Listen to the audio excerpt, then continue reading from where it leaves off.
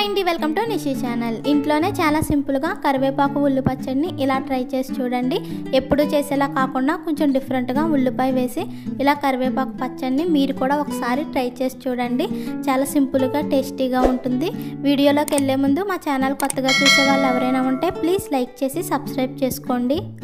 ముందుగా కరివేపాకు వాష్ చేసుకుని వాటర్ లేకుండా తీసుకోవాలి.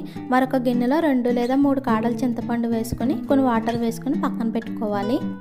ఇప్పుడు గ్యాస్ పై ప్యాన్ పెట్టి 2 టేబుల్ స్పూన్ ఆయిల్ వేయాలి. ఆయిల్ హీట్ ఎక్కిన తర్వాత 3 టేబుల్ స్పూన్ ధనియాలు వేసుకోవాలి. ఈ పచ్చళ్ళలో ధనియాలు ఎక్కువగానే పడతాయి, అందుకని ధనియాలు ఎక్కువగా వేసుకోవాలి.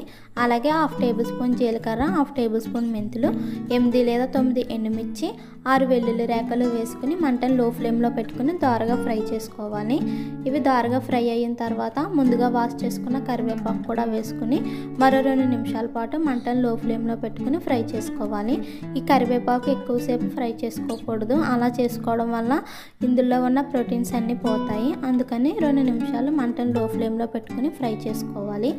ఇది బాగా ఫ్రై అయిన తర్వాత గ్యాస్ ఆఫ్ చేసుకుని పూర్తిగా చల్లారనివ్వాలి. ఇది పూర్తిగా చల్లారిన తర్వాత మిక్సీ జార్లో వేసుకుని వాటర్ వేసుకోకుండా గ్రైండ్ చేసుకోవాలి.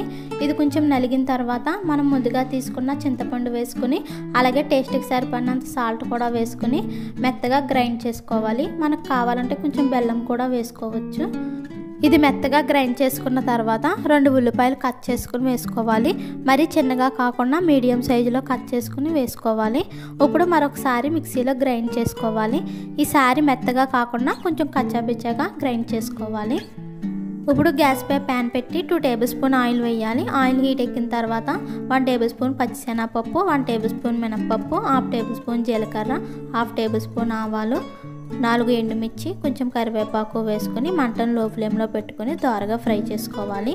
ఇవి బాగా వేగిన తర్వాత మనం ముందుగా చేసుకున్న పచ్చడి వేసుకొని మంటను లో ఫ్లేమ్లో పెట్టుకుని 2 నిమిషాల పాటు మొత్తం కలిసేలా బాగా కలుపుకోవాలి.